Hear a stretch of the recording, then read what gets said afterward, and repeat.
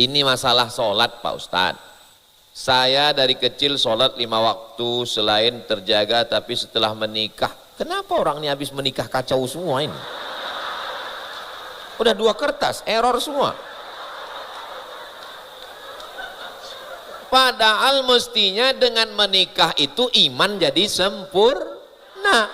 Bukan saya ngomong, hadis Nabi, man tazawwaja, siapa yang menikah faqad istakmala nisfal iman. Siapa yang menikah dia sudah menjaga kesempurnaan iman. Kalau dalam pernikahan terjadi kekacauan, yang salah itu imamnya apa makmumnya? Jangan salah pilih imam. Saya lagi ceramah tinggal di hotel, pagi-pagi sarapan di restoran, tiba-tiba datang ibu-ibu, Ustadz Somadnya katanya. Iya, saya bilang, nggak mungkin saya bilang AI kan. Nabi Muhammad itu orang miskin atau orang kaya? Nabi Muhammad SAW menikah umur 25 tahun, maharnya isyruna bakarah, 20 ekor onta. Berapa ekor? 20 ekor. 1 ekor onta besarnya macam sapi limosin dari Australia. 1 ekor sapi limosin berapa sekarang aja? 1 ekor sapi limosin 100. Yang ngomong bukan saya, tadi saya dengar suara dari bawah. 100, sebetulnya lebih 100, tapi karena kita udah kenal lama 100 aja lah. 100. 1 ekor sapi limosin 100. Kalau 20 ekor berarti 2M. Anak muda 25 tahun nikah maharnya 2M. Kaya apa miskin? Saya kalau di masjid di Tanah Lapang jarang saya sampaikan cerita ini. Kenapa? Karena ini merusak harga mahar. Tapi di sini saya sampaikan kenapa? Karena ini semuanya adalah orang-orang kaya semua. Ini perkara sholat Pak Ustadz. Jangan pakai kata-kata yang kira-kira merusak, menyulitkan dakwah. Pilihan kata itu penting karena berpengaruh kepada otak. Otak kita ini kalau udah dapat kata yang itu langsung dia, marilah kita bertaubat, langsung setan datang, jangan tobat. Tapi kalau kata let's go to start, kata setan, apa ini ya, kata setan, apa ini ya, kok ini baru banget ini, kata setan. Setan ini nanya ke kawannya, set katanya, apa ini? Aku pun nggak ngerti juga ini katanya. Aku dasar kau kudet katanya. Kudet tuh kurang update. Kerja, monyet pun kerja. Ustadz ngomongnya jangan kasar gitu. Bukan saya yang ngomong, itu saya kutip dari Buya Hamka. Tapi nenek moyang kita berpikir bagaimana. Cobalah ujung, Aceh, Medan, Riau, Sumatera Barat, Jambi, Bengkulu, Lampung, Sumatera Selatan. Kalau kita lihat dari mulai kereta apinya, jalan layangnya, tolnya. Ini Ustadz ngomong gini kan karena Ustadz di Palembang. Enggak juga. Karena saya sedang melihat apa yang sedang dibangun. Maka saya insya Allah. Kemarin kami lagi pergi ke PLT. Ini ketahuan nih belum follow IG saya. Kan udah saya posting di IG Ustadz Abdul Somad yang followernya 10 juta itu. Maksud saya yang belum follow lah.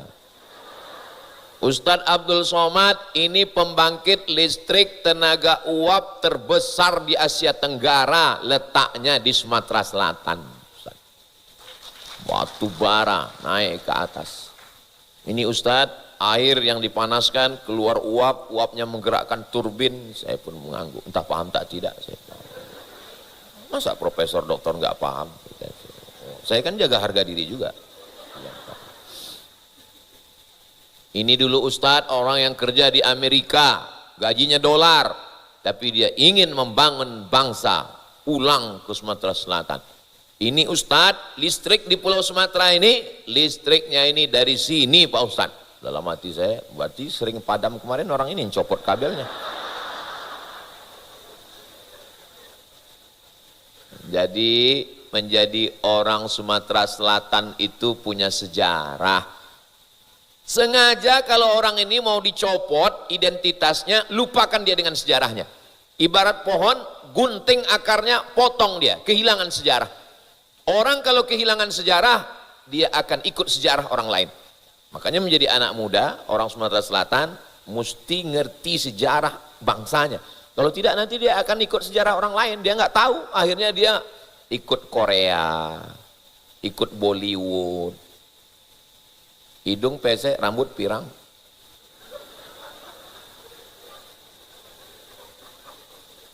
Jangan tersinggung. Kunci mendengar ceramah Ustadz Somad satu, jangan tersinggung. Ada beberapa orang tersinggung, pulang, meninggal. Kalau mau ambil orang barat, ambil on time, tepat waktunya. Kalau ambil orang barat, ambil disiplinnya. Kalau ambil orang barat, ambil bagaimana kreativitas berpikirnya. Makanya tadi saya bangga sekali, ini adalah gerakan ekonomi kreativitas Indonesia. Baik, Hasan. Hasan artinya baik. Tapi kalau terbaik, ahsan. Perbuatan amal, perbuatan yang terbaik, perbuatan yang paling hebat, action yang paling sempurna, bahasa Arabnya ahsanul amali. Nah, itu memang cocok beliau jadi ketua. Jangan-jangan nama ini dibuat belakangan. Nah, bersama kita ada Haji Herman. Beliau didampingi oleh Ketua Jati, Jaringan Alumni Timur Tengah, Ustadz Taqwa. Kiri Ustadz Taqwa, di kanan Ustadz Kemas Ali. Dilanjutkan lagi oleh Ustadz Syekh Syafiq, pimpinan Pondok Pesantren Qudratullah. Jadi kenapa anak-anak muda di Palembang ini buat pengajian, hatinya itu lembut, suka kepada ulama? Saya baru tahu rahasianya, ternyata mereka dikawal oleh pawang-pawang buaya. Jadi kalau anak muda masih mau berdampingan dengan ulama, insya Allah. Anak muda sudah kita bahas, sejarah sudah kita bahas. Ini mau saya sampaikan. Pertama anak muda, yang kedua sejarah, yang ketiga, sebelum saya jawab pertanyaan. Yang ketiga adalah, Nabi Muhammad itu orang miskin atau orang kaya? Nabi Muhammad SAW menikah umur 25 tahun, maharnya Ishruna bakarah, 20 ekor onta. Berapa ekor? 20 ekor. Satu ekor onta besarnya macam sapi limosin dari Australia. Satu ekor sapi limosin berapa sekarang aja? Satu ekor sapi limosin 100. Yang ngomong bukan saya, tadi saya dengar suara dari bawah. 100, sebetulnya lebih 100, tapi karena kita udah kenal lama 100 aja lah. 100. Satu ekor sapi limosin 100. Kalau 20 ekor berarti 2M. Anak muda 25 tahun nikah maharnya 2M. Kaya apa miskin? Saya kalau di masjid di Tanah Lapang jarang saya sampaikan cerita ini. Kenapa? Karena ini merusak harga mahar. Tapi di sini saya sampaikan kenapa? Karena ini semuanya adalah orang-orang kaya semua. Kalau saya lihat dari senyumnya, dari ketawanya, ini tabungannya paling sedikit 1M. Kalau saya lihat dari senyumnya, dari wajahnya yang cerah, dari tatapan matanya, ini anak-anak muda yang nggak punya utang dan nggak punya masalah hidup. Kan disebut protokol tadi, duit banyak, utang nggak ada, kata dia. Mudah-mudahan yang ada utang lunas utangnya. Wah, banyak juga ternyata.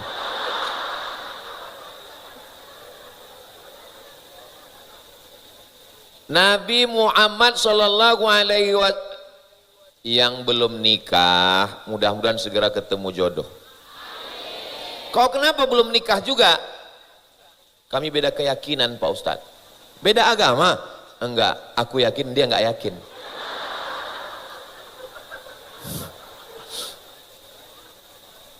Mudah-mudahan di bulan Ramadan ini dilembutkan Allah hatinya. Alhamdulillah Pak Ustadz, saya doakan lembut hatinya, malah lembut hati bapaknya Pak Ustadz. Sentuhlah dia tepat di hatinya, dia akan jadi milikmu untuk selamanya. So sweet. Cara melembutkan hati itu pakai apa Pak Ustadz? Pakai nenas. Kalau masak sate, dagingnya liat kan dikasih nenas sama daun kates. Ustadz kok tahu? Kami dulu kan masak sendiri. Nabi ketika kurban, dia sembelih sendiri pakai pisau 63 ekor onta, disembelihnya sendiri. Dibelinya pisau kepada Sayyidina Ali. Ali teruskan. Ali memotong 37 ekor onta. Berapakah jumlah kurban Nabi? 100 ekor. 100 ekor onta kali 100 juta. Yang miskin itu bukan Nabi Muhammad. Yang miskin itu umat Nabi Muhammad berkurban 1 ekor sapi kurus 7 orang. Rapat sama panitia masjid, bolak-balik angkat tangan minta kupon 3.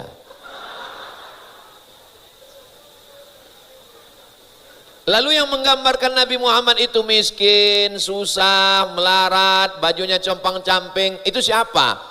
Itu yang menggambarkannya namanya Abdul Ghafur. Siapa namanya? Abdul Ghafur datang ke Sumatera mau mengobok-obok Aceh, mau mengadu domba. Dia pura-pura masuk Islam. Di Makkah dia tinggal 6 bulan, berteman dengan Syekh Nawawi Al-Bantani, menemui Syekh Mahfud At-Turmusi, dan berinteraksi dengan Imam Masjidil Haram Syekh Ahmad Khatib Al-Minkabawi, karena dia sedang mempelajari sifat orang Sumatera dan dia mau mengobok-obok Nusantara. Dan pada akhirnya dia kembali ke Amsterdam. Sejarawan Ridwan Saidi ziarah ke makamnya di Amsterdam, Belanda. Ternyata dia murtad, kafir, namanya Snok Horgronje. Kenapa ada rel kereta api dari Palembang sampai ke Lampung? Ada? Ustadz kok tahu? Kami tadi kan naik helikopter di bawah Haji Herman. Saya sebetulnya cuma mau ngasih tahu kami naik heli. Nampak rel kereta api. Kalian zikir aja, kalian sholat aja, kalian sholawat aja. Tanah kalian batu baranya kami yang ngambil. Di atasnya kami tanam karet, kami tanam tebu, kami tanam tembakau. Masalah dunia serahkan ke kami, kalian akhirat aja. Makanya kalau ada ustadz yang ceramah, dunia ini adalah penghalang kita, marilah kita akhirat. Diam kau Snok Horgronje. Dalam Islam kita diajarkan Rabbana atina fid dunya hasanah wa fil akhirati. Gimana mau dapat akhirat hasanah kalau dunianya morat marit? Maka 3 fokus yang mau saya sampaikan. Pertama, anak muda. Kedua, sejarah sebagai identitas bangsa. Yang ketiga adalah ekonomi, duit, materi. Ustadz setiap ngasih contoh kok pakai tangan kiri, cincin baru.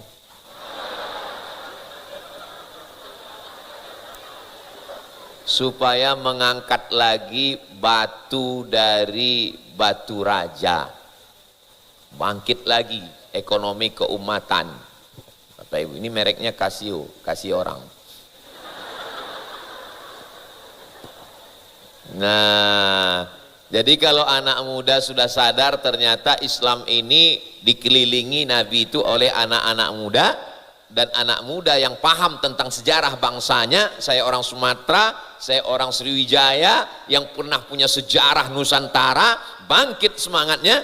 Dia tidak lagi melihat sejarah Korea, sejarah Bollywood, sejarah, tidak perlu karena kita punya sejarah. Dan kita mesti bangkit secara ekonomi melalui jalur apa? Jalur G-Crafts, Gerakan Ekonomi Kreativitas Indonesia. Itu sebagai pengantar dialog kita petang ini. Jangan kemana-mana, kita lanjutkan setelah yang satu ini. Dulu waktu masih sekolah dan kuliah, saya sempat menikmati indahnya beribadah. baik yang wajib dan sunnah. Tapi semenjak bekerja, menikah dan punya anak, seolah waktu dan tenaga sudah tidak tersisa untuk ibadah seperti dulu. Katanya kerja juga ibadah. Apakah pahala bekerja dan urus keluarga dan rumah berat timbangannya untuk masuk surga, Pak Ustadz?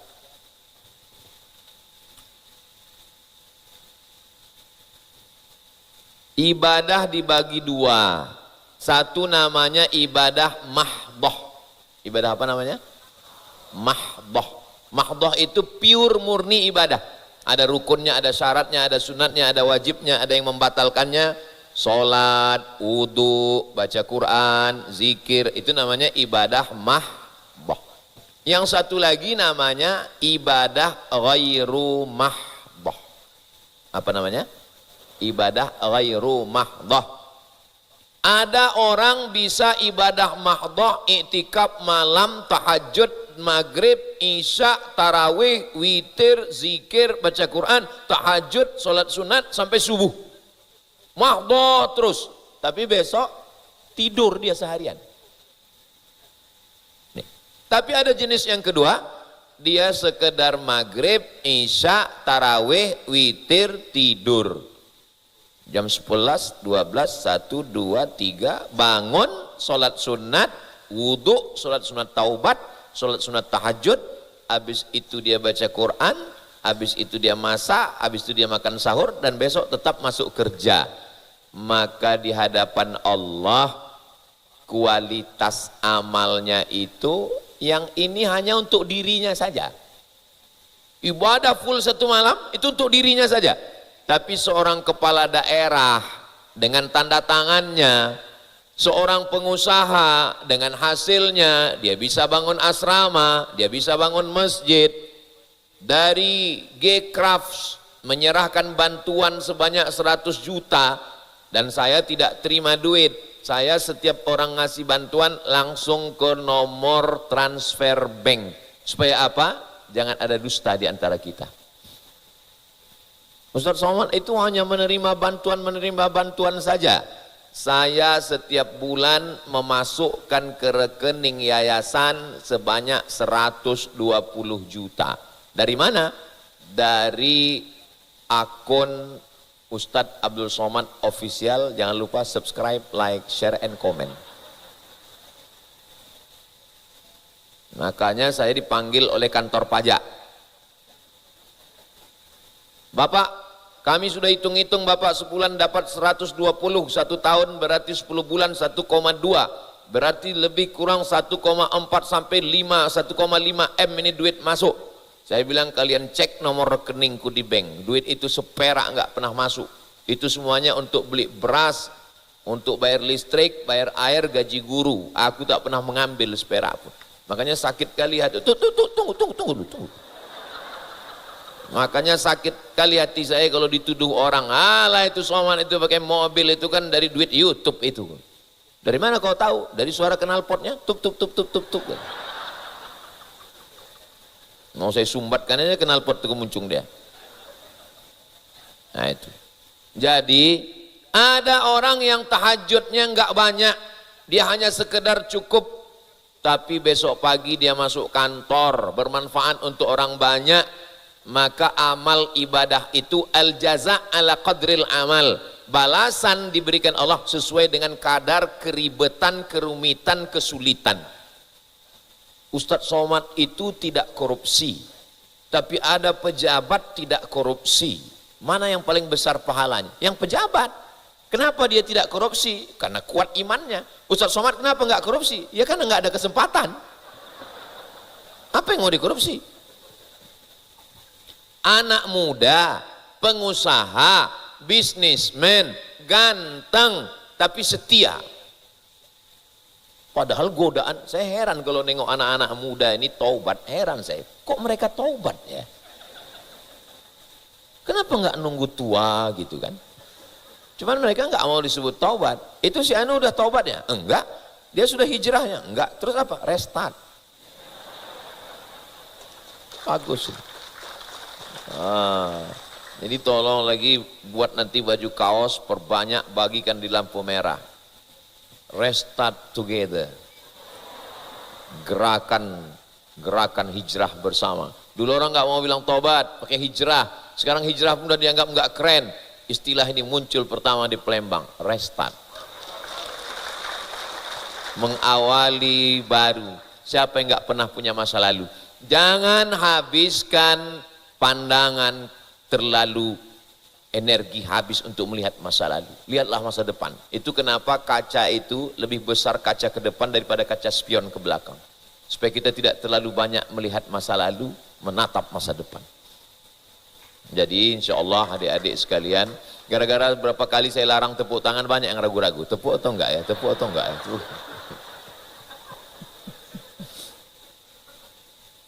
Perkenalkan Pak Ustadz, nama saya Tit.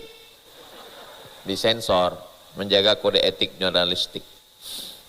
Ini perkara sholat Pak Ustadz. Jangan pakai kata-kata yang kira-kira merusak, menyulitkan dakwah. Pilihan kata itu penting karena berpengaruh kepada otak. Otak kita ini kalau udah dapat kata yang itu langsung dia, marilah kita bertaubat, langsung setan datang, jangan tobat. Tapi kalau kata let's go to start, kata setan, apa ini ya, kata setan, apa ini ya kok, ini baru banget ini, kata setan. Setan ini nanya ke kawannya, set katanya, apa ini, aku pun nggak ngerti juga ini katanya, aku dasar kau kudet katanya, kudet itu kurang update. Jadi tentang, jangan lagi sebut perkara. Ada orang Cina mau masuk Islam, jadi dia takut masuk Islam, jadi dia parkir dulu di depan masjid untuk dengar apalah kira-kira isi ceramah. Ceramah lah Ustadz, rukun Islam 5 perkara, nggak jadi dia masuk Islam gara-gara perkara itulah. Hanya satu perkara 25 juta kata dia. Nah, jadi dia mendengar perkara. Jangan pakai kata-kata yang memberatkan. Ini masalah sholat Pak Ustadz. Saya dari kecil sholat 5 waktu selain terjaga, tapi setelah menikah, kenapa orang ini habis menikah kacau semua ini? Udah 2 kertas, error semua.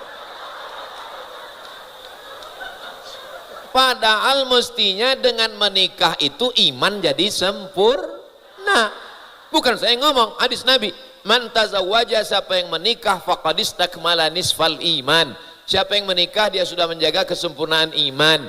Kalau dalam pernikahan terjadi kekacauan, yang salah itu imamnya apa makmumnya? Jangan salah pilih imam. Saya lagi ceramah tinggal di hotel, pagi-pagi sarapan di restoran. Tiba-tiba datang ibu-ibu, Ustadz Somad ya katanya. Iya, saya bilang, nggak mungkin saya bilang AI kan. Ustadz Somad ya, iya saya bilang. Alhamdulillah, udah lama mau nyari Ustadz ini ketemu, bla bla bla. Alhamdulillah, ya Bu, silakan duduk. Ini Pak Ustadz, saya ini pegawai di kantor, ini staf saya. Dia mau nyari imam Pak Ustadz. Saya bilang, saya khotib, saya bilang. Dia nyari imam. Dulu kita nyari imam dia nggak datang. Dulu kita nyari makmum, sekarang kita udah jadi imam, dia masih khotib. Kalau ada istri yang sholatnya kacau setelah menikah, yang salah imamnya, karena imamnya tidak mengingatkan gimana sholatmu sayang. Kalau yang setelah menikah nggak pernah buka Quran, yang salah imamnya. Mestinya suami manggil istri, buka, baca Quran. Bismillahirrahmanirrahim. Yasin wal Qur'anil Hakim sampai habis. Subhanalladzi biyadihi malakutu kulli syai'in wa ilaihi turja'un. Shadaqallahul azim. Kakak enggak baca Quran, waktu enggak cukup. Gitu cara menutupi kebodohan kita. Yang penting jaga. Sehelai rambut istri keluar, setengah kaki kita masuk neraka. Kita jaga dia, bangunkan malam untuk beribadah, mendekatkan diri kepada Allah, ngajinya, baca Qur'annya. Kami nggak bisa ngajar istri kami Pak Ustadz. Ustadz kita ada, Syekh Syafiq ada, Ustadz Kemas Ali ada, Ustadz Irawan Takwa ada, Ustadz kita dari Mas Furoh ada. Di Palembang ini nggak ada alasan orang tidak belajar agama. Dari Habib Mahdi dulu bawa saya kemari, Ustadz Solihin Hasibuan, Ustadz Habib Mahdi, Ustadz Taufik Hasnuri. Saya sampai hari ini masih nonton video-video Ustadz Taufik Hasnuri. Kok bisa-bisanya ini nggak ngaji? Bagaimana saya menjaga sholat saya seperti dulu tanpa harus melihat suami saya? Nah, ini kan betul dugaan saya. Masalah ini suami ini masalahnya. Mudah-mudahan kalian adik-adik yang belum menikah dapat imam yang baik. Jangan senasib macam ini. Dan sepertinya memilih imam yang taat, kan imam? Ibadah itu luar biasa mempengaruhi ya Pak Ustadz. Ya, idza ja'akum man tardawna dinahu, kalau datang laki-laki meminang anak gadismu, kalau datang laki-laki meminang adikmu, kalau datang laki-laki minang ponakanmu, maka yang dilihat dua. Pertama, dinahu, agamanya. Yang kedua, wa khuluqahu, akhlaknya. Ini sekarang orang yang dilihat bukan agamanya, buka gorden lihat, pakai mobil mahal. Masya Allah, ini pasti orang Jawa. Begitu dibuka gorden lihat, ini pasti orang Jawa. Bukan di orang Palembang, bukan ini orang Jawa. Maksudnya jawaban atas istikharahku selama ini.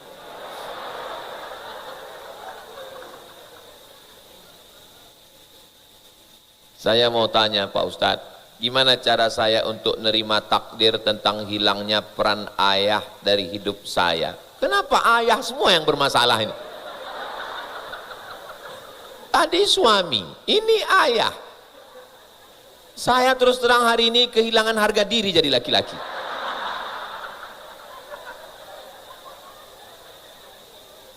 Dia masih hidup, tapi tidak untuk saya. Rasa ini timbul saat melihat teman yang dibersamai sama ayahnya. Saya memiliki rasa sakit hati terhadap ayah saya, Pak Ustadz.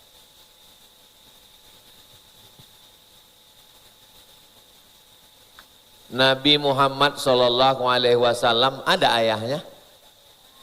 Enggak ada. Nabi Isa ada ayahnya? Enggak ada. Nabi Musa ada ayahnya? Ada. Enggak ada ayahnya. Tapi yang berperan membesarkan dia adalah ibu. Sosok ibunya, dihanyutkan ibunya ke Sungai Nil. Ada seorang perempuan, istri Fir'aun, ketua Dharma Wanita di zaman itu, namanya Asia. Akhirnya ditariklah kotak kayu yang ada di Sungai Nil tadi. Hei dayang-dayang, ambil kotak kayu. Begitu diambil kotak kayu, dibuka, kaget, dia terkejut, ada sosok bayi. Wow, amazing. Akhirnya dibawa ke istana Fir'aun, dibesarkan tanpa sosok ayah. Apa sebetulnya hikmah di balik cerita itu? Bahwa tidak selamanya. Makanya kalau ada orang sekarang mengatakan, kenapa dia jadi nakal? Kurang sosok ayah. Kenapa dia jadi nakal? Karena keluarga broken home itu hanya mencari kambing hitam. Ingat, ayahmu bukan kambing.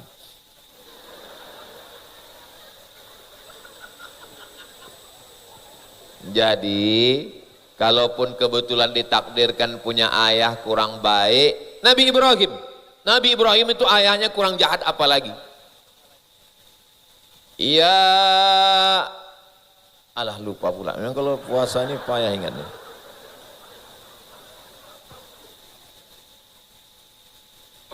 Wahai ayahanda, kata Nabi Ibrahim, janganlah kau menyembah patung. Apa jawab ayahnya?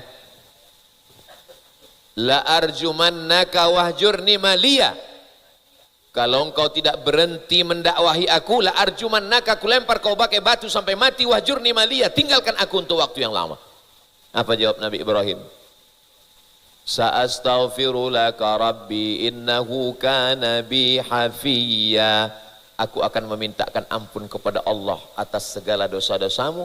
Innahu kana bi hafiyya, karena Allah itu amat sangat dekat dengan aku dan dia mengabulkan segala doa-doaku. Nabi Ibrahim tidak punya ayah yang baik. Nabi Musa tidak dibesarkan ayah. Nabi Isa tidak punya ayah. Nabi Muhammad ayahnya meninggal. Jadi kalau ada hari ini orang nakal, orang jahat, lalu dia katakan salah ayahnya, ayahnya memang salah, tapi kau salah juga. Jangan semuanya salah dia.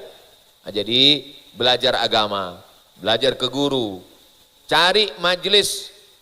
Ustadz Kemas Ali majelisnya di mana? Habib Umar Abdul Aziz majelisnya di mana? Di Palembang ini majelis maulid, majelis fikih, majelis akhlak, majelis tasawuf, banyak sekali.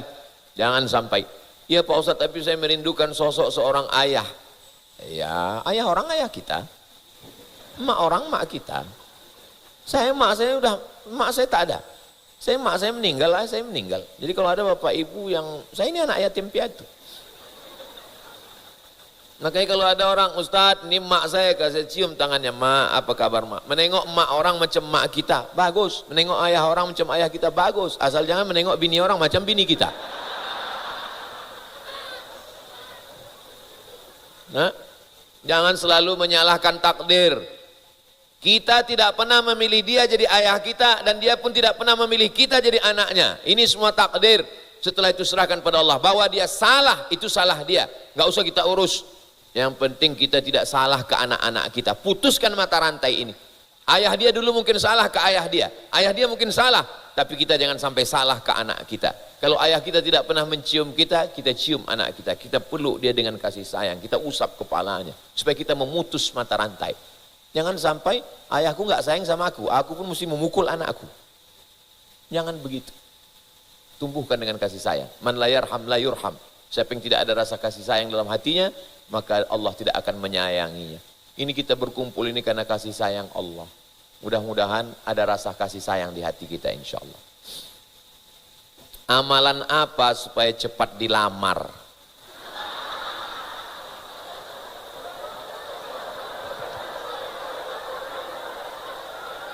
Amalan apa supaya cepat dilamar laki-laki yang soleh dan mapan?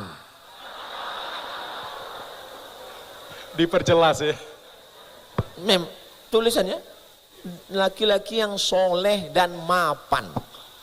Salahkah seorang perempuan ingin cepat dilamar oleh laki-laki yang soleh dan mapan? What's wrong? Apanya yang salah? Enggak ada yang salah. Maka jangan lupa hidup kita ini 3. Yang pertama ikhtiar. Ikhtiar itu bahasa kitanya usaha. Yang kedua adalah doa. Setelah doa tawakal. Ngaji. Ustadz Ali, ada nggak jamaah Ustadz Ali yang ganteng, kaya, bantalnya dolar, tilamnya rial? Kalau ada tolong bagi ke saya. Kata Ustadz Ali, sama aku aja lah.